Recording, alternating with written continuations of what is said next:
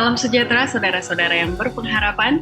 Senang sekali bisa bertemu kembali dalam diskusi pelajaran Sekolah Sabat yang dipersembahkan oleh Gereja Masihi Advent Hari ke-7 Uni Indonesia Kawasan Barat. Masih ingat pelajaran kita yang sebelumnya, kita melihat Daniel diberikan sebuah penglihatan, melihat bait suci, tepatnya di tempat yang maha kudus. Ada apa di tempat yang maha kudus? Ada tabut perjanjian, dan di tengah-tengah tabut perjanjian ada hukum Taurat. Mari kita pelajari bersama apa signifikansi dari hukum Taurat, terutama ketika kita melihat pertentangan antara Allah dan iblis secara luasnya. Itulah yang akan kita bahas bersama dua narasumber kita, Pendeta Roni Panambunan, Direktur Komunikasi Conference DKI Jakarta dan sekitarnya, dan juga Pendeta Rio Sitepu, Direktur Komunikasi Daerah Kalimantan Kawasan Timur. Shalom Bapak Pendeta, selamat datang. Shalom, terima kasih. Terima kasih. Terima kasih sudah hadir di pelajaran yang ke-9 dengan judul Dasar Pemerintahan Allah. Sebelumnya kita akan menyambut para pemirsa kita, saudara-saudara yang sudah meninggalkan komen, salam berbentuk terima kasih ataupun puji Tuhan. Saya akan bacakan pertama, saya sampaikan kepada Pendeta Rio Sitepu untuk kembali disambut salamnya dan juga semangat kepada mereka. Dari Siva Adelia di Bintaro, Joko Prianto, Elizabeth Gultom yang mengatakan, mari kita menerima terang dari Tuhan dan menyinari sekitar kita. Menyala abangku. Sepertinya ini anak muda atau jiwanya muda seperti itu ya.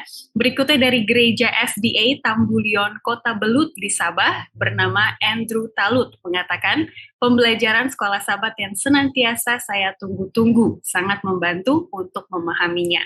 Berikutnya dari Leira El Laurel, Jane Tumangkeng, Hairul Halim, Bendri Simanjuntak, dan Yani Kalangi. Silakan Pendeta Rio dengan sambutannya.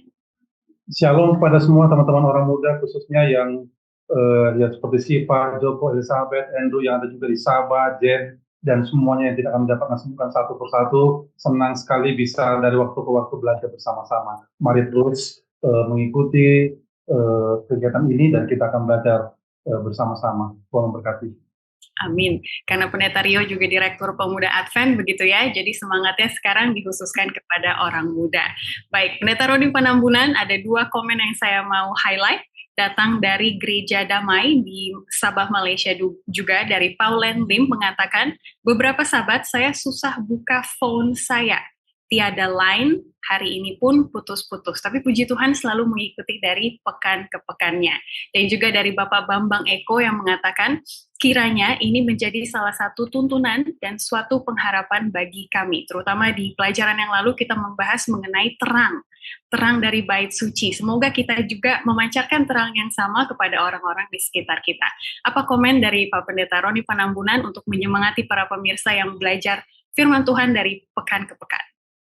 Ya, amin. Puji Tuhan pada saudara-saudara yang ada di Gereja Damai Sabah yang bersemangat untuk menyaksikan meskipun ada kendala-kendala, serta Bapak Bambang Eko, ya, kita yakin dan percaya bahwa saat kita mau mendengarkan firman Tuhan, mau belajar dan juga memperhatikan, maka tentunya Tuhan akan memberkati kita, Roh Kudus akan menuntun kita, sehingga firman ini menjadi terang di dalam kehidupan kita dan kita juga bisa menuntun orang lain untuk datang kepada kebenaran ini. Jadi Tuhan memberkati para pemirsa, para pendengar, atau yang belajar dan mengikuti pelajaran ini. Terima kasih. Amin, terima kasih sekali. Dan seperti biasa kami terus mengharapkan interaksi dari para saudara-saudara sekalian dalam bentuk salam ataupun pendapat, menambahkan apa yang para pendeta sampaikan ataupun pertanyaan, karena itu semua akan kami baca dan kami tanggapi dari pekan ke pekan. Baiklah, untuk memulai perbincangan kita, saya akan mulai dengan membaca ayat inti pelajaran ke-9 dengan judul Dasar Pemerintahan Allah, terdapat di dalam Wahyu 12 ayat 17. Maka marahlah naga itu kepada perempuan itu, lalu pergi memerangi keturunannya yang lain, yang menuruti hukum-hukum Allah dan memiliki kesaksian Yesus. Bolehkah Pendeta Rio buka diskusi kita dalam doa? Mari kita sama-sama tunduk kepala, kita berdoa. Tuhan kami yang bertahta dalam kerajaan surga, terpujilah Engkau Tuhan yang telah memberkati kami hingga pada saat ini, dan saat ini kami akan belajar Alkitab bersama-sama. Kami mohon kiranya kuasa Roh Kudus memimpin kami, sehingga pelajaran-pelajaran yang kami pelajari pada saat ini akan mengubah kehidupan kami, semakin mencintai dan mengasihi Tuhan. Berkati kami, berkati juga seluruh pemirsa yang dari waktu ke waktu mengikuti kegiatan ini, sehingga iman kami dibangunkan. Terpujilah Engkau Tuhan, ampunkan kami atas segala dosa kami. Di dalam nama Yesus kami berdoa. Amin. Terima kasih. Baik para pemirsa, mari buka ataupun siapkan Alkitabnya. Kita akan sama-sama melanjutkan dari pelajaran pekan lalu. Kita mulai memasuki Bait Suci Surgawi. Karena dari Bait Suci Surgawi, kita mengerti mengenai nubuatan 1260 hari dan juga nubuatan-nubuatan lain yang sudah kita pelajari di pelajaran berikutnya. Di hari Minggu dengan judul Bait Suci dan Hukum, kita mau melihat Pendeta Rio Sitepu bagaimana suasana tempat yang Maha Kudus itu. Kalau boleh ada virtual tour lebih bagus begitu ya, kita melihat apa-apa saja di dalamnya, dan bagaimana hukum Taurat Allah itu ada di tengah-tengah dari tempat yang Maha Kudus. Berarti signifikansinya seperti apa? Untuk membuka diskusi kita pada kali ini. Silakan Pendeta Rio. Terima kasih Aiki.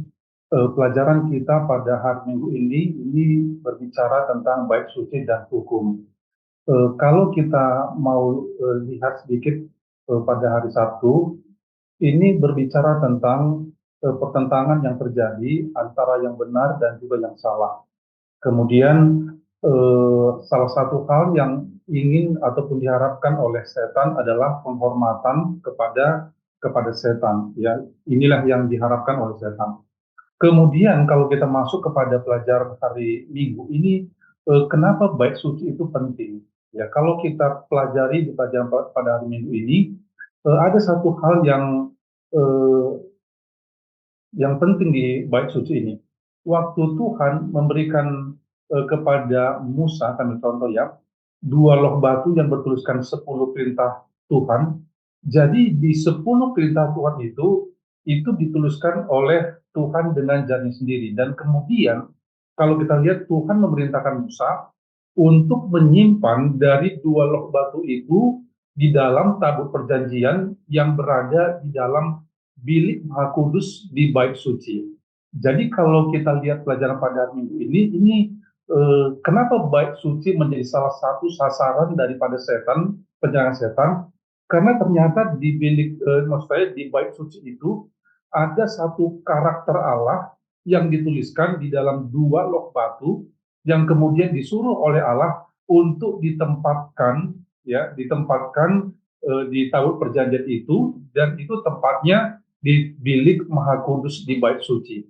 Jadi ini yang ingin dicoba untuk diserang oleh setan. Kenapa? Karena di 10 hukum ini itu merupakan gambaran ataupun karakter dari Allah itu, yaitu kasih itu. Jadi setan ataupun Lucifer bersama dengan malaikatnya mencoba untuk menghancurkan bait suci supaya gambaran pekerjaan Allah, kemudian bagaimana penyelamatan yang dilakukan oleh Allah kepada manusia itu bisa dilupakan oleh manusia. Jadi inilah yang dicoba untuk dilakukan ataupun setan menyerang umat Tuhan di akhir zaman, supaya umat-umat Tuhan itu tidak lagi menuruti firman Tuhan di akhir zaman ini, dan juga tidak memiliki kesaksian tentang Tuhan. Jadi bait suci ini penting. Kenapa penting? Ya karena itu juga merupakan salah satu sasaran setan untuk menyerang supaya mengkaburkan kasih Allah itu,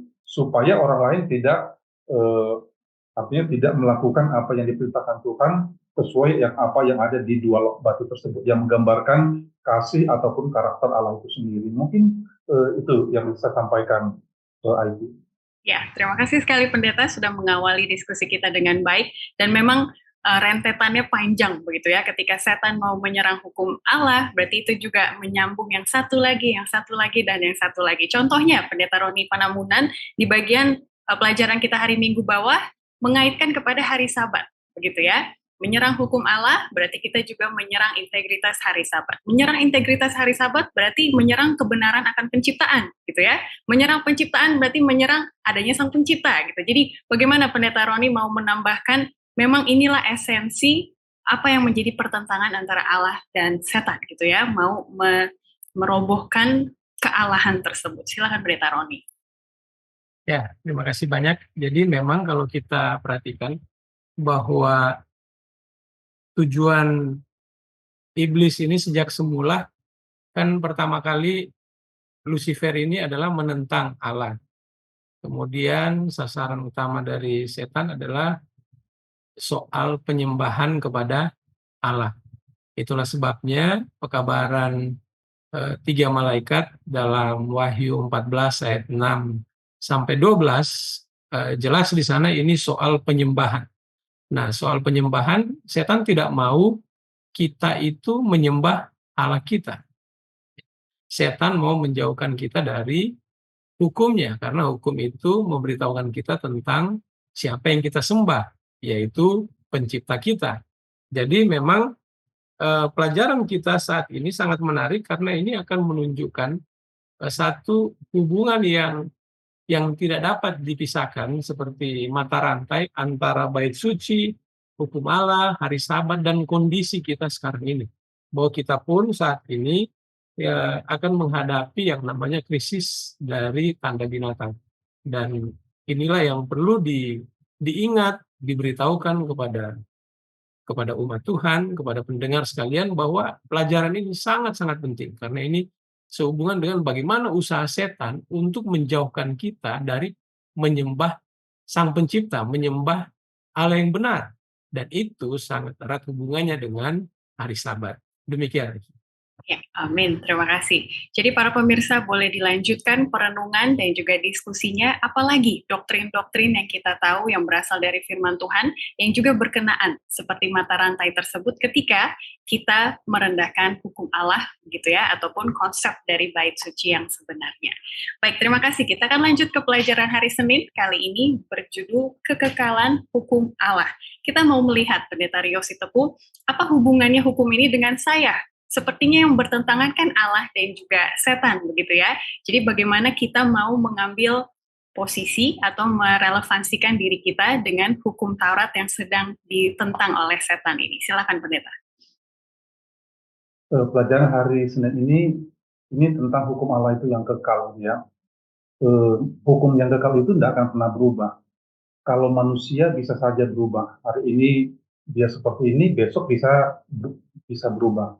Tapi pelajaran pada Senin ini menekankan bahwa hukum Allah itu tidak akan berubah meskipun langit dan bumi itu akan lenyap. Ya. Jadi perintah Allah itu konsisten. Pada saat Allah memberikan perintah kepada nenek moyang kita, hingga pada saat sekarang ini itu akan tetap kita laksanakan. Jadi perintah Tuhan itu adalah satu kewajiban, ya, dari semua untuk kepada semua orang, dan perintah Allah itu sebenarnya adalah satu perintah yang tidak berat. Memang kalau kita bisa pelajari ini, ada hal-hal yang artinya tidak dilakukan lagi sekarang. Jadi sebagai contoh, pada saat sekarang ini kita tidak melakukan penyembahan sama seperti di bait suci yang lalu.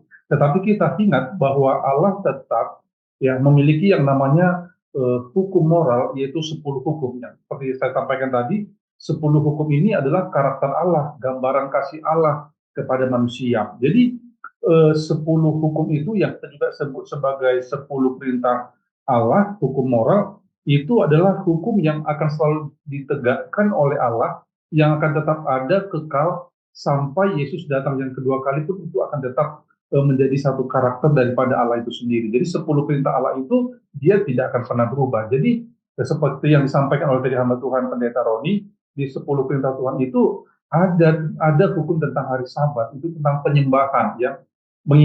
Ini yang tidak disukai oleh setan. Kenapa hari Sabat ini tidak disukai oleh setan? Karena hari Sabat ini mengingatkan manusia yang diciptakan itu kepada penciptanya. Dan ini yang tentunya setan tidak mau manusia itu mengingat siapa penciptanya. Karena setan selalu berusaha untuk supaya dialah yang disembah. Sebagaimana di surga pada saat dia memberontak, ya, yang diharapkan oleh Lucifer itu adalah penyembahan kepada dirinya, ya, egosentris itu. Dan sampai Yesus datang yang kedua kali, ini akan tetap terjadi. Setan akan berusaha untuk mengaburkan. Kalau saya baca di pelajaran hari Senin ini, Dikatakan seperti ini, karena hukum Allah adalah transkrip dari karakternya, fondasi tahtanya, dan dasar moral bagi umat manusia. Iblis sangat membencinya, katanya. Tidak seorang pun yang tidak bisa melihat bahwa tempat kudus di dunia ini adalah gambaran ataupun pola tempat kudus surgawi.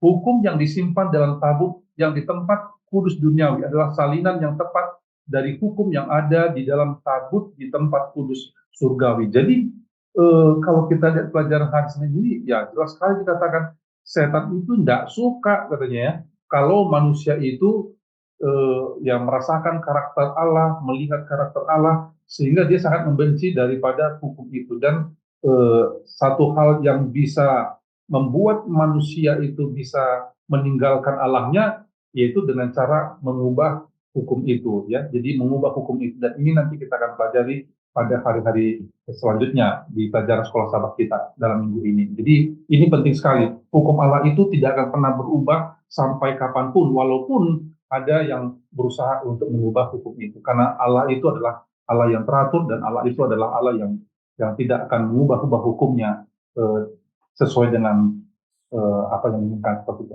Iya, terima kasih sekali Pendeta Rio sudah menyambungkan pelajaran hari Senin ini sebenarnya menjadi inti dari topik pelajaran kita pekan ini, dasar pemerintahan Allah, yaitu hukum itu. Dan hukum itu konsisten dan kekal dari dulu sampai sekarang. Dan karena kita ciptaan Allah yang diciptakan menurut gambarnya, begitu ya, kan kita berbicara hukum Allah adalah karakter Tuhan. Berarti berkaitan juga dengan kita yang mencerminkan karakter Tuhan. Kita harus tahu pentingnya hukum Allah tersebut yang kekal. Nah, Pendeta Roni Panambunan boleh menambahkan, terutama pendeta untuk menjawab ketika orang-orang, ini saya mereferensikan pertanyaan paling bawah di hari Senin ya, ketika orang-orang berpendapat begitu, itu kan sudah nggak lagi hukumnya seperti itu. Cara apa yang bisa kita sampaikan, simple begitu ya, karena kalau mendengar penjelasan dari Pendeta Rio tadi, mungkin tidak semua orang langsung ngeh gitu ya, oh ya hubungannya begini.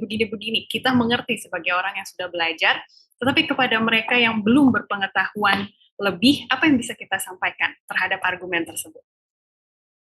Ya, terima kasih banyak. Memang ini adalah persoalan yang sangat penting di kalangan setiap orang yang mengaku pengikut Kristus atau orang Kristen. Karena seringkali yang mempertanyakan apakah kita masih berkewajiban menuruti hukum Allah. Ya. Nah, tentu kembali lagi bahwa hukum Allah adalah transkrip dari karakternya. Hukum Allah adalah fondasi tahtanya dan dasar moral bagi umat manusia. Jadi kalau kita bertanya apakah kita masih punya kewajiban atau tidak, maka tentunya kembali tadi kita katakan bahwa saat saudara tidak mengakui bahwa hukum Allah itu berlaku, berarti kita tidak mengakui dasar pemerintahan Allah. Itu artinya kita tidak percaya kepada Allah. Mungkin ini terdengar agak apa ya, agak aneh ya. Tapi saya mau katakan bahwa yang perlu kita tahu, hukum Allah adalah refleksi dari karakter Allah. Saya mau jelaskan sedikit ini soal ini. Jadi hukum Allah itu kan adalah cerminan dari karakter Allah. Karena Allah adalah kasih, maka hukumnya juga didasarkan pada kasih. Dan 10 perintah Allah itu mencerminkan kasih kepada Allah, itu 4 perintah yang pertama, dan kasih kepada sesama manusia, itu 6 perintah yang terakhir. Itu juga dicatat dalam Matius pasal 22 ayat 37 sampai 40. Jadi kalau kita berpikir bahwa kita tidak lagi berkewajiban menaati 10 perintah Allah, itu sama artinya kita mengatakan bahwa kita tidak wajib untuk mengasihi Allah dan kita tidak wajib lagi mengasihi manusia. Padahal hukum kasih itu yang kita percayai di dalam, boleh kita sebutkan di dalam perjanjian baru, itu sebenarnya adalah merefleksikan apa yang disebutkan di dalam 10 perintah Allah. Kemudian yang kedua adalah, kalau saudara tidak lagi berkewajiban menaati 10 perintah Allah atau 10 hukum Allah, itu artinya saudara tidak mengakui bahwa Allah itu kekal dan adil. Kenapa? Karena karakter Allah adalah kekal dan adil. Hukumnya itu kekal dan adil. Jadi hukum akan menunjukkan standar moral yang sempurna yang mencerminkan keadilan dan kesucian Allah. Karena kita dihakimi berdasarkan hukum tersebut. Nah, kalau kita tidak mau menuruti lagi, ya dengan apa kita akan diadili nanti? Sementara hukum itu menyatakan dosa. Kalau kita tidak berkewajiban menuruti hukum Allah, maka itu berarti kita tidak lagi mengetahui apakah yang kita lakukan itu dosa atau tidak. Gitu. Jadi pengakuan kita untuk penurutan kepada hukum Allah menunjukkan bahwa kita tahu bahwa kita mengakui kalau kita melanggar itu adalah dosa. Nah, kalau orang tidak mengakui bahwa dia melanggar hukum Allah dan berdosa, maka dia tidak membutuhkan Yesus lagi. Ya, karena hanya orang yang berdosa yang membutuhkan juru selamat. Mungkin itu, Ivy.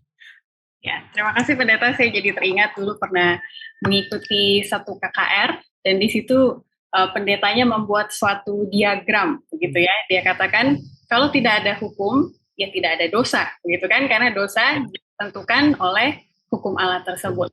Kalau tidak ada dosa, buat apa Yesus mati bagi kita, begitu kan? Berarti Yesus tidak penting, salib tidak penting. Kalau Yesus tidak penting datang ke dunia, berarti kita mau mengharapkan kedatangannya lagi kah? Tentu tidak, gitu kan ya. Terus nanti ke situ akhirnya dihubungkan lagi. Kalau gitu kita tidak perlu ke gereja, karena ke gereja kita mau menguatkan satu sama lain untuk menanti pengharapan kedatangan yang kedua kali tersebut. Jadi terima kasih Pendeta sudah, kalau kita lihat ke belakang gitu ya, sepenting itu hukum Allah, karena itu yang menentukan rentetan peristiwa dunia ini gitu ya, dari dulu sampai sekarang. Terima kasih. Kita akan lanjut ke pelajaran berikutnya, hari Selasa. Nah ini dari tadi Pendeta Rio Sitoku sudah singgung-singgung. Jadi Pendeta boleh bantu kita untuk mengerti kenapa hari Sabat yang menjadi salah satu 10 hukum Allah yang sepertinya menjadi highlight, begitu ya. Apa yang mau Tuhan reveal, apa yang mau Tuhan buka, begitu ya, dari konsep hari Sabat, dan mengapa setan begitu benci dengan hari Sabat ini sehingga itu yang ditargetkan. Silakan Pendeta Rio. Oke, terima kasih Ivy. Hukum keempat tentang hari Sabat ini salah satu hal yang penting di dalam 10 hukumnya. Mengapa Sabat itu penting? Karena hari Sabat itu sebenarnya menceritakan tentang penciptaan. Ya. Hari Sabat itu menceritakan bagaimana Allah menciptakan dunia kita ini, alam semesta ini, dan kemudian pada hari yang ke-7, hari Sabat, Allah itu beristirahat dan kemudian memberkati hari Sabat itu. Jadi memang hari-hari yang lain kita boleh beribadah, maksudnya artinya berkomunikasi dengan Tuhan ya, bersama-sama mungkin dalam ibadah renungan pagi ataupun sore, tetapi hari Sabat itu adalah sesuatu yang spesial yang diberikan oleh Allah kepada makhluk yang diciptakannya, yaitu manusia. Ya, kita ini adalah ciptaan Tuhan. Jadi hari Sabat itu menceritakan tentang bagaimana penciptaan itu, menceritakan tentang siapa Allah itu. Kemudian kalau kita juga melihat di dalam pelajaran tentang pekabaran 3 malaikat, itu juga berbicara tentang kisah bagaimana penciptaan, ya, bagaimana kasih Allah itu. Jadi kalau kita bisa melihat hari Sabat ini adalah salah satu ya yang sangat penting di dalam 10 hukum itu, yang merupakan gambaran dari karakter Allah itu, yang menceritakan bahwa kita ini adalah yang diciptakan yang harus menyembah pencipta kita, mengingatkan kepada kita bahwa kita ini adalah ciptaan ya yang diciptakan oleh Allah kita sendiri. Jadi pada hari Selasa ini ingin menunjukkan kepada kita bahwa siapa kita sebenarnya, dan setan tidak suka hal itu. Dia tidak menginginkan kita untuk mengingat pencipta kita, kemudian tidak menginginkan bagaimana manusia mengingatkan tentang bagaimana proses penciptaan ini.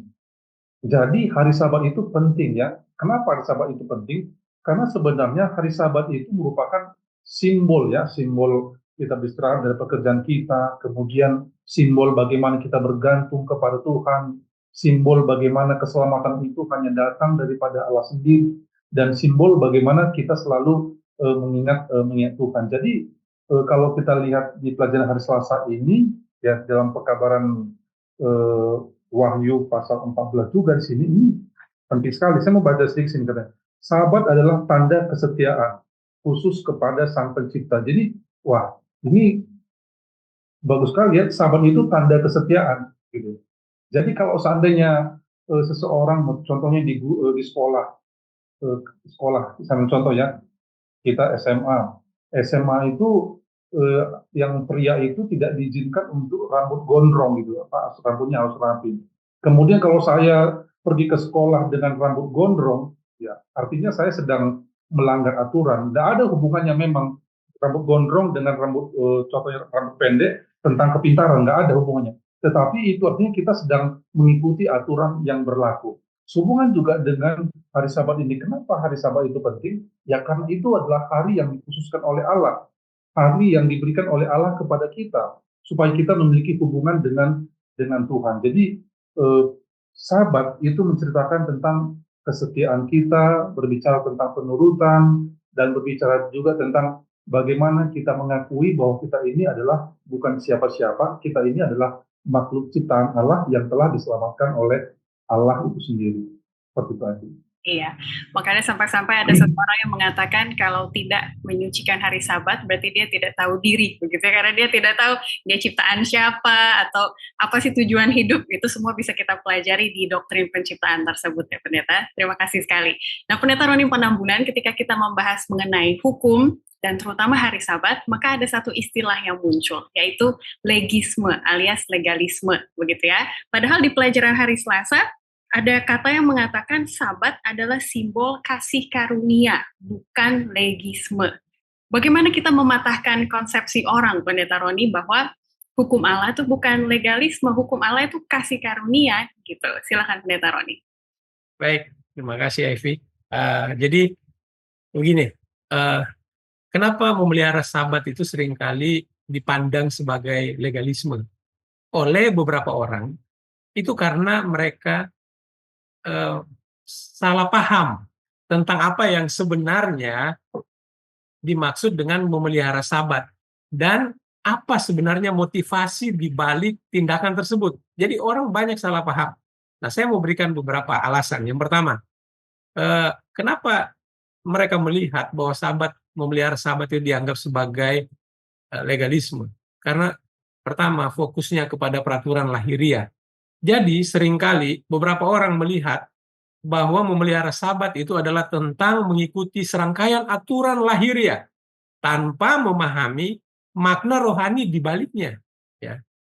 Mereka mungkin melihatnya sebagai usaha untuk memperoleh keselamatan melalui perbuatan yang bertentangan dengan konsep tadi, keselamatan oleh anugerah melalui iman. Kedua, ini mungkin ya orang-orang ini adalah mereka mengalami pemahaman yang negatif atau pengalaman negatif tentang hukum. Kenapa? Karena beberapa orang memiliki pengalaman negatif ini, jadi para pemelihara hukum ini seringkali menekankan kepada hal-hal yang bersifat lahiriah secara berlebihan tanpa menunjukkan kasih dan pengertian. Nah, ini masalah. Ya, sehingga orang berpikir kita itu menurut tapi tidak punya kasih. Nah, mereka juga melihat ya bahwa pemelihara Sabat ini karena terlalu kaku sehingga cocok ini orang-orang ya disebut sebagai legalisme. Nah, kemudian yang terakhir ini kembali lagi saya sebenarnya mau bertanya Ivy, apakah orang tersebut memahami apa itu anugerah? Jangan-jangan pemahaman yang terbatas orang ini terhadap konsep anugerah ya. Mereka menganggap ya karena kita sudah diselamatkan oleh kasih karunia, oleh anugerah, maka kita dipandang sebagai tidak perlu lagi menurut hukum. Ya. Bahwa hukum itu tidak relevan lagi karena kita hidup di zaman anugerah.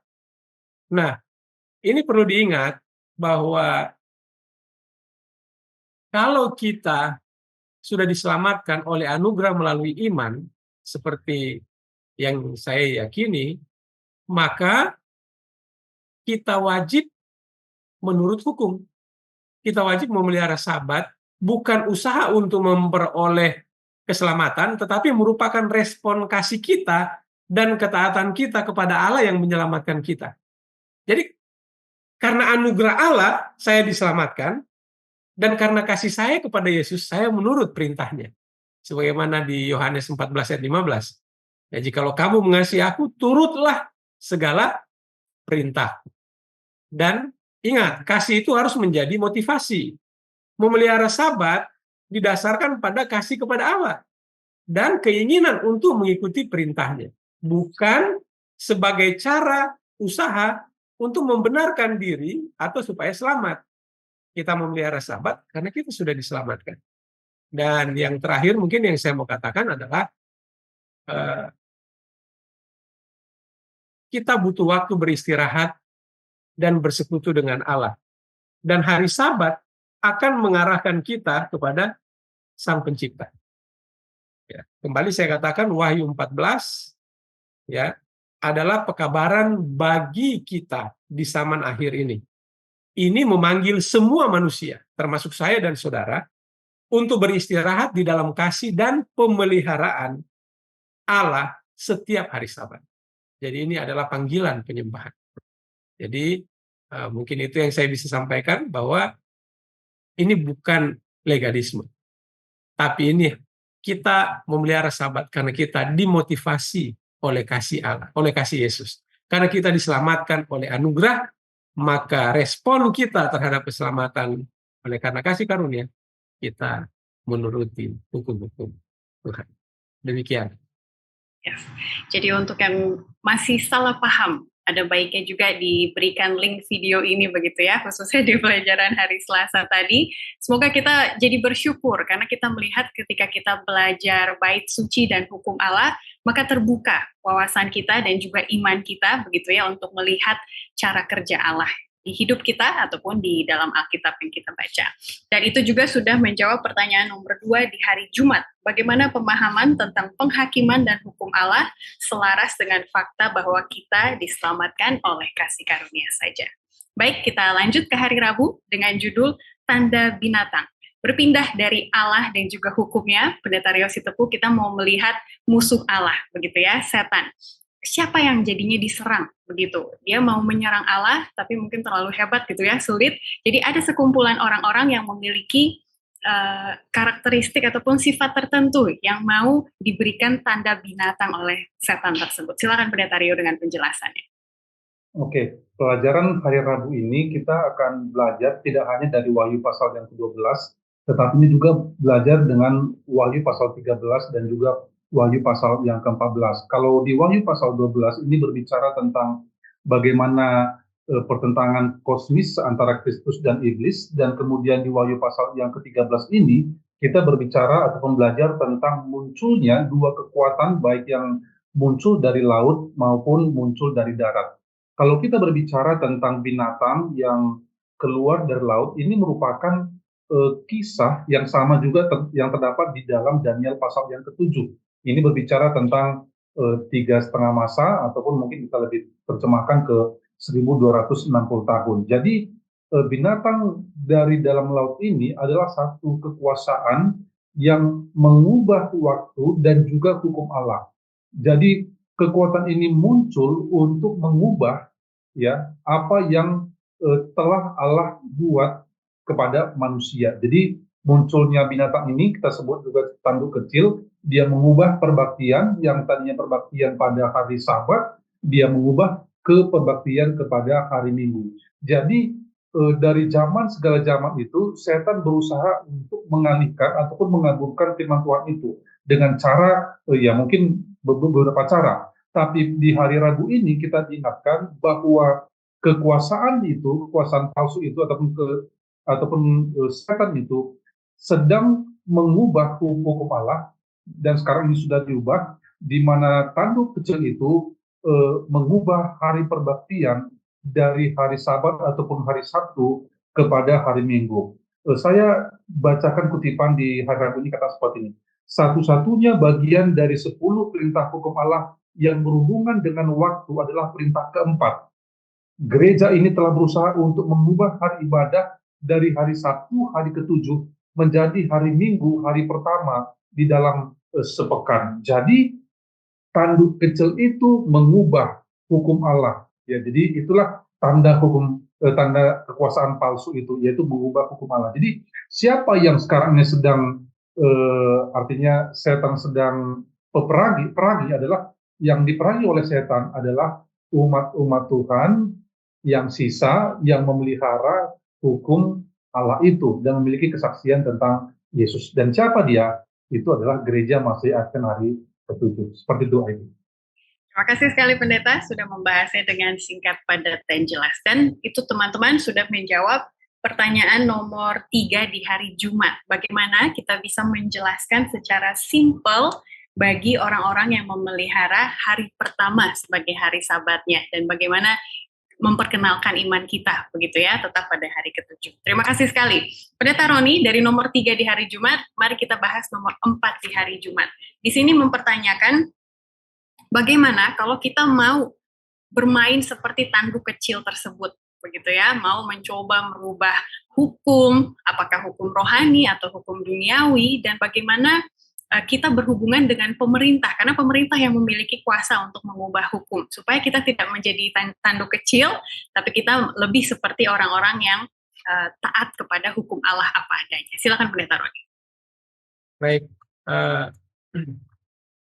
bahayanya mengubah hukum Allah tentu akan memberikan atau membawa bahaya yang sangat besar, ya, termasuk pelanggaran terhadap kedaulatan Allah, juga prinsip moral, hubungan dengan Allah. Ini akan membawa dampak yang besar hubungan sosial dan bahkan penggenapan nubuatan Alkitab. Karena kita tahu bahwa hukum adalah cerminan dari karakternya yang kekal dan adil. Nah, serta hukum juga memberikan panduan moral yang sangat mendasar bagi kita umat manusia.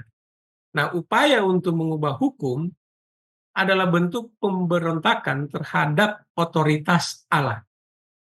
Dan tentu ini akan mengakibatkan kerusakan spiritual, kerusakan moral, dan juga kerusakan sosial. Nah, kita percaya bahwa melalui pelajaran ini sangat penting bagi kita untuk mematuhi hukum Allah. Tidak usahlah merubah hukum dalam bentuk apapun, dalam bentuk sikap, tindakan, perlawanan, pemberontakan terhadap hukum. Tapi mari kita mematuhi hukum Allah sebagai ekspresi kasih dan ketaatan kita kepada Allah. Jadi ini yang paling penting, saya pikir, bahwa mari kita menurut karena kita mengasihi Allah. Demikian, Ibu. Terima kasih. Terima kasih Pendeta untuk ajakannya, dan boleh dilanjutkan diskusinya di UKSS masing-masing. Bagaimana mungkin dengan kita yang tidak memiliki hak atau hak untuk mengubah hukum, tapi kita bisa berkompromi begitu dalam penaatan dari hukum tersebut. Apakah itu juga kita meragukan atau merendahkan otoritas Allah sebagai pembuat hukum tersebut? Boleh didiskusikan di UKSS masing-masing. Baik, terakhir kita akan masuk ke hari Kamis dengan judul Pekabaran 3 Malaikat. Melanjutkan Wahyu 14, Pendeta Rio Sitepu. Di situ ada satu tema yang terkenal, terutama di gereja kita, mengenai pekabaran 3 malaikat. Bagaimana kita menghubungkan pekabaran 3 malaikat ini dengan pentingnya hukum Taurat yang sudah kita pelajari selama 1 pekan ini. Silakan, Pendeta. Oke, terima kasih banyak, Ivy. Jadi pelajaran kita pada hari Kamis saya bacakan dikatakan seperti ini. Konflik terakhir mengenai kesetiaan kepada Kristus atau kesetiaan kepada kuasa binatang berpusat pada penyembahan. Dan inti dari pertentangan besar antara yang baik dan jahat adalah hari Sabat, katanya. Jadi kalau kita lihat pekabaran 3 malaikat yang terdapat dalam Wahyu pasal yang ke-14 ini sebenarnya menggambarkan bagaimana umat-umat Allah di zaman akhir, ya, sebelum kedatangan Yesus yang kedua kali. Dan pekabaran 3 malaikat ini tentunya menjadi misi gereja kita, ya. Misi gereja kita itu adalah memanggil semua orang untuk menjadi murid Yesus, kemudian memberitakan Injil kekal, ya, Wahyu pasal 14, ya. Kemudian selanjutnya adalah mempersiapkan dunia bagi kedatangan Kristus yang tidak lama lagi. Jadi ini misi gereja kita, ya, tentunya semua anggota kita sudah hafal ini. Jadi penting bagi kita untuk mengingat bahwa kita ini punya misi, ya, kita punya harapan, ya, yaitu pada saat Yesus datang yang kedua kali, semua kita akan bertemu dengan Tuhan. Jadi roh kerinduan untuk membawa orang yang hilang kepada Yesus itu harus menjadi sesuatu yang ada dalam diri kita masing-masing. Jadi tidak hanya kita yang akan diselamatkan, tetapi kita juga merindukan orang lain juga menerima keselamatan itu dan bersama-sama dengan kita, bersama-sama dengan Tuhan selama-lamanya. Kalau sekarang kita sudah berada dalam mengetahui tentang hal yang benar, maka tugas kita untuk menyatakan hal yang benar itu kepada orang-orang yang ada di sekitar kita. Mungkin tidak perlu jauh-jauh ke luar negeri, paling tidak anggota keluarga kita terlebih dahulu, baru kemudian tetangga kita, dan juga orang-orang yang ada di sekitar kita. Mungkin seperti itu aja. Amin, harus kita aminkan bersama itu. Dan betapa mulianya kita mengetahui bahwa misi gereja kita itu sesuai dengan hukum Allah yang sangat-sangat esensial dalam pemerintahan Allah. Tapi karakter yang dituliskan dalam Wahyu 14 ayat 12 itu bukan hanya mereka yang menuruti hukum, tetapi mereka juga yang memiliki iman dari Yesus. Nah, ini ada permainan kata, Pendeta Roni. Ada yang bilang, saya memiliki iman di dalam Yesus, tapi saya juga memiliki iman dari Yesus.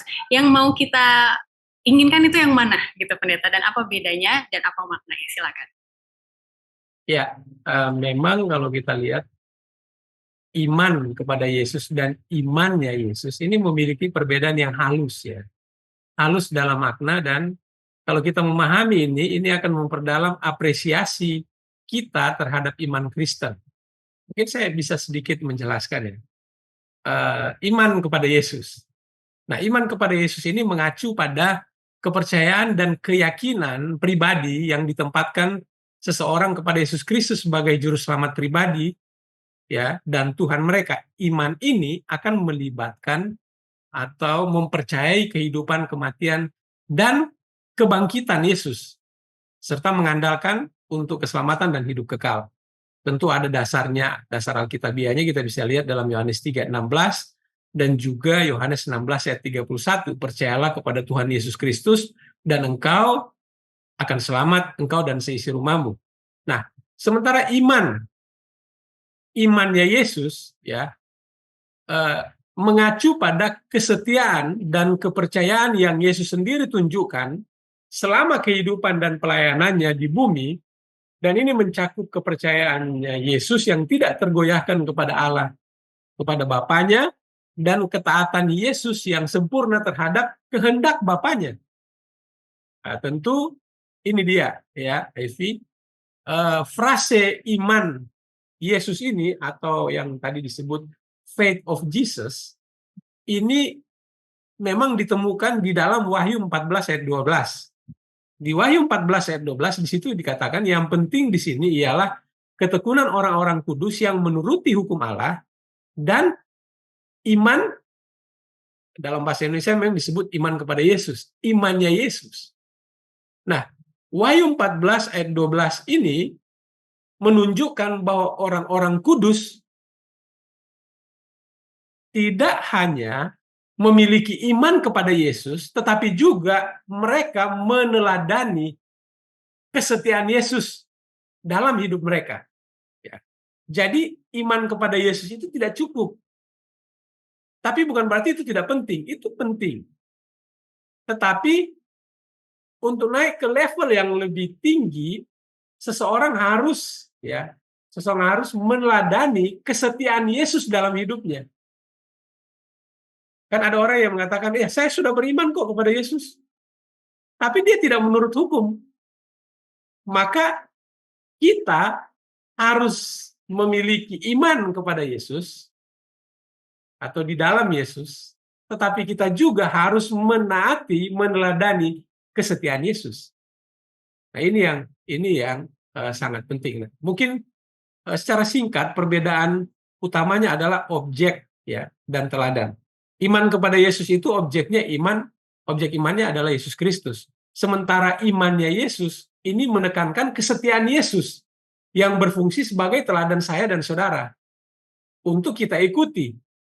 Jadi meneladani kepercayaannya kepada Allah dan ketaatannya kepada kehendak Allah. Disinilah pentingnya imannya Yesus ini. Kemudian kepercayaan pribadi juga keteladanan, dan ada juga kita boleh katakan sebagai pengudusan. Intinya begini, kalau mau dijelaskan ini memang cukup panjang. Baik iman kepada Yesus maupun imannya Yesus adalah aspek yang sangat penting dalam kehidupan kita sebagai pengikut Yesus. Iman kepada Yesus adalah dasar untuk keselamatan, melibatkan kepercayaan pribadi dan keyakinan kita kepada Yesus sebagai juru selamat. Nah, imannya Yesus berkaitan dengan proses pengudusan di mana orang percaya, saudara dan saya, berusaha untuk meneladani kesetiaan dan ketaatan Yesus dalam hidup kita, dalam hidup mereka. Sehingga konsep ini, kalau itu menyatu, itu akan mengangkat kita kepada, membawa kita kepada komitmen yang kuat dan keserupaan dengan tabiat Yesus. Demikian, Ivy. Amin. Sederhananya kita bisa melihat kehidupan Yesus, begitu ya pendeta ya, bagaimana dia taat sampai mati, walaupun ada opsi-opsi lain yang bisa diambil sebenarnya kalau dia tidak mau mati bagi kita, begitu ya, seperti yang setan tawarkan, ada kekuasaan, ada harta, ada makanan, begitu ya, tapi ditolak karena ada tertulis. Berarti Yesus sendiri berpaku pada firman Tuhan, begitu, ataupun hukum-hukum dan juga kehendaknya. Baik, terima kasih sekali. Untuk menyimpulkan diskusi kita dengan pelajaran pekan ini, saya mau mengarahkan Pendeta Roni dan juga Pendeta Rio ke nomor 1 di hari Jumat. Dengan berubahnya dunia begitu cepat, begitu dramatis, ada satu hal yang tidak pernah berubah, yaitu hukum Allah, begitu ya. Bagaimana pelajaran pekan ini membawa kita untuk harus waspada. Kalau kita mau selamat, gitu ya, kalau kita mau hidup yang kekal, kita juga tetap harus berpaku pada hukum Allah, dan itulah yang menjadi pusat dari pertentangan antara Allah dan setan. Dan jika ada tambahan lain, silakan. Saya mau mulai dari Pendeta Roni Panambunan terlebih dahulu. Silakan, Pendeta. Ya, ini memang menarik ya. Kita yang mengaku percaya kepada Yesus, kita hidup di dunia yang berubah, mempertahankan hukum yang tidak berubah. Ya, di tengah-tengah begitu banyak orang yang menganggap bahwa hukum itu telah diubah. Nah, mungkin yang harus kita lakukan menurut saya adalah rajinlah mempelajari firman Tuhan. Komit untuk membaca Alkitab, pelajari dengan tekun hukum Allah. Ya. Berdoa kepada Tuhan, Tuhan tuntun saya, kemudian buka hati dan pikiran saya, sehingga saya bisa mengerti. Jadi berdoa dengan tekun untuk kebijaksanaan, sehingga kita bisa memahami di tengah-tengah dunia yang berubah bahwa ada hukum yang tidak berubah yang akan menolong memandu kita untuk tiba pada kebenaran yang sesungguhnya. Kemudian andalkan kuasa Roh Kudus Tuhan. Roh Kudus akan membimbing kita dan bersekutulah dengan umat-umat percaya dalam sebuah komunitas sehingga kita bisa semakin dikuatkan. Dan yang terakhir yang paling penting adalah imannya Yesus. Imannya Yesus adalah menurut sepenuhnya kepada kehendaknya. Teladanilah Yesus, karena Yesus adalah teladan yang sempurna tentang ketaatan kepada Allah. Kalau hukum adalah karakter Allah dan tidak berubah sebagaimana Yesus yang dulu, sekarang, dan selamanya tidak berubah, maka ini tentu akan menolong kita. Demikian. Amin. Terima kasih Pendeta Roni. Pendeta Rio, bagaimana dengan kesimpulan dari Pendeta? Kesimpulan kita pada sekolah sahabat ini berbicara tentang penyembahan. Penyembahan kepada Allah pencipta kita melalui hari Sabat yang suci. Kalau seandainya sekarang saya sudah memelihara hari Sabat yang suci, puji Tuhan. Kalau seandainya kita belum memelihara hari Sabat, inilah waktunya bagi kita untuk menyucikan hari Sabat dan kemudian menyembah Allah pencipta kita. Kemudian bagi kita umat-umat Tuhan yang sedang menantikan Tuhan Yesus yang kedua kali, kita juga harus tetap mengingat 10 darah itu yang bijaksana dan tidak bijaksana menggambarkan umat-umat Tuhan, ada yang bersiap dan ada yang tidak bersiap. Untuk itu penting sekali bagi kita untuk selalu mempersiapkan diri kita untuk kedatangan Yesus yang kedua kali. Jadi bagaimana caranya? Ya salah satunya kita belajar Alkitab seperti sekarang ini. Jadi biarlah tetap setia kepada Tuhan, memelihara hari Sabat yang suci dan menyembah Allah pencipta kita. Terima kasih. Baik, terima kasih sekali Bapak Pendeta untuk kesimpulan dan juga panggilannya kepada kita.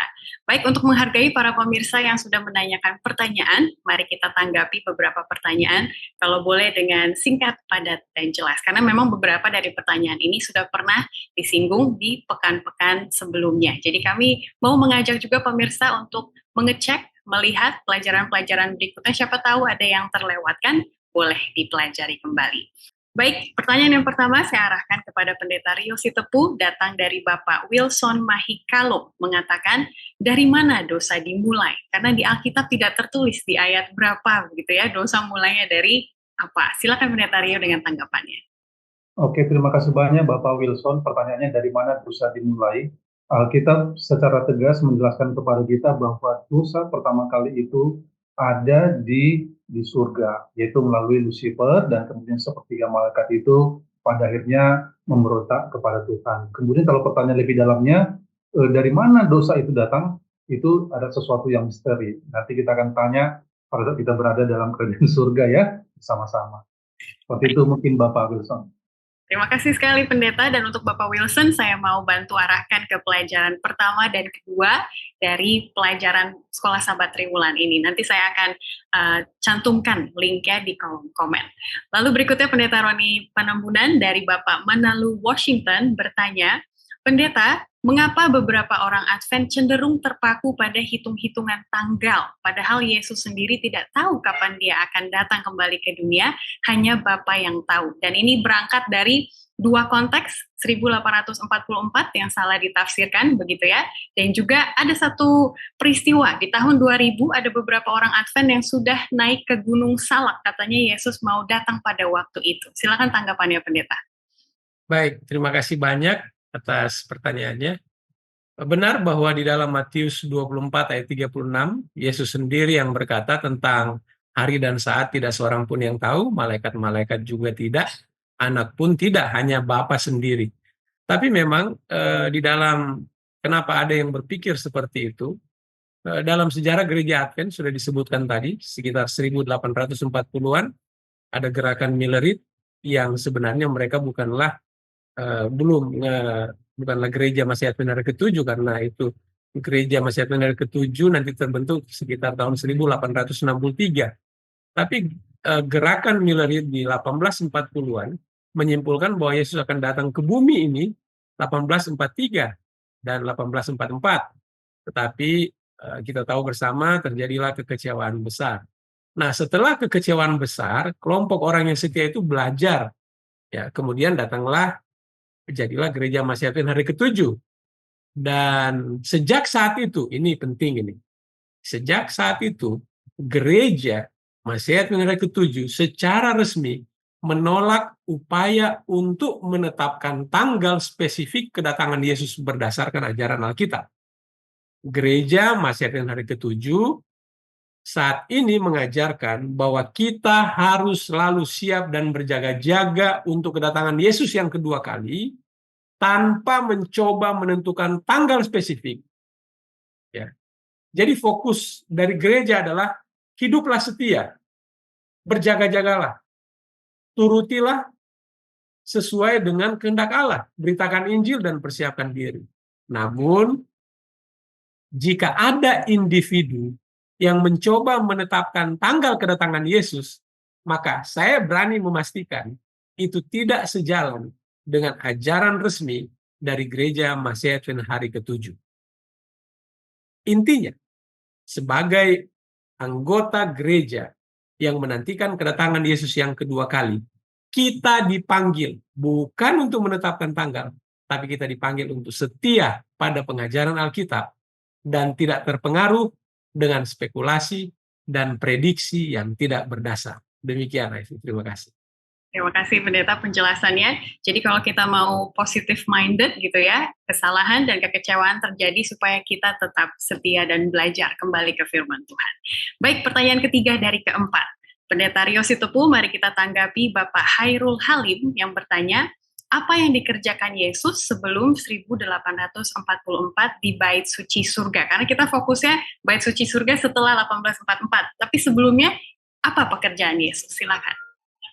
Oke, terima kasih banyak Pak Khairul. Saya menjawab singkat saja. Pada saat Yesus bersama dengan murid-murid dan kemudian murid-murid bertanya kepada Yesus, dan Yesus juga satu ketika memberikan satu penjelasan kepada murid-murid bahwa Yesus sedang menyediakan tempat bagi kita. Jadi apa yang dikerjakan Yesus, ya Yesus sedang mengerjakan tempat bagi kita, sehingga pada saat Yesus datang yang kedua kali nanti kita akan bersama-sama dengan Tuhan. Mungkin singkat saja seperti itu Pak Khairul. Terima kasih. Terima kasih Pendeta, dan Pak Hairul juga memiliki satu pertanyaan lagi, Pendeta Roni. Apakah Sandelo sudah terjadi? Karena ada yang mengatakan tahun 2025 nanti. Ada juga yang mengatakan sudah ada, kan kita sudah berbakti hari Minggu katanya begitu. Silakan Pendeta Roni. Baik, terima kasih. Kalau kita lihat bahwa Sandelo itu adalah sebuah konsep yang sering dibahas dalam konteks nubuatan akhir di kalangan gereja Masedonia hari ke-7. Nah, Sandelo sendiri adalah undang-undang yang akan memaksa semua orang untuk beristirahat dan beribadah pada hari Minggu yang dianggap sebagai tanda akhir zaman dan ujian bagi umat manusia. Nah, pertanyaan kapan tepatnya Sandelo itu diberlakukan, itu tidak diketahui. Ya. Dan belum ada tanda-tanda resmi yang menunjukkan bahwa undang-undang ini akan segera diterapkan. Sehingga apa yang saya mau katakan adalah umat gereja Masedonia ke-7 diajarkan untuk selalu berjaga-jaga dan siap menghadapi masa-masa yang sulit yang akan datang, sambil tetap setia kepada Allah dan setia kepada perintah-perintahnya, termasuk dalam menguduskan hari Sabat. Nah, demikian, Ivy. Baik, terima kasih sekali Bapak Pendeta untuk kesediaannya menanggapi pertanyaan-pertanyaan dari para pemirsa. Mari kita tutup kebersamaan kita dengan doa. Boleh saya undang Pendeta Roni Panambunan untuk berdoa berkat bagi para pemirsa sekalian. Mari kita berdoa. Terpujilah nama-Mu Tuhan, oleh sebab kami memiliki kesempatan yang istimewa untuk membuka lembaran-lembaran suci dari firman Tuhan untuk mendiskusikan pelajaran ini. Teristimewa kami berdoa, Tuhan memberkati semua pendengar, pelajar firman Tuhan yang menyaksikan tayangan ini. Diberkatilah kami semua Tuhan, kami tetap setia sampai Tuhan Yesus datang. Terima kasih untuk berkat Tuhan bagi kami. Di dalam nama Tuhan Yesus kami berdoa dan mengucap syukur. Amin. Amin. Terima kasih sekali untuk pelayanan dari Pendeta Rio Sitepu dan juga Pendeta Roni Panambunan yang sudah mendukung rekannya, Pendeta Sony Situmorang yang sekarang sedang pelayanan di kota lain. Dan bagi para pemirsa, kita akan bertemu lagi minggu depan karena kita mau melihat setan selain mencoba mengubah waktu dan hukum, ada satu metode lagi yang akan dia gunakan untuk menghalang karakter Allah yang kita ketahui. Sampai minggu depan, Tuhan memberkati kita sekalian.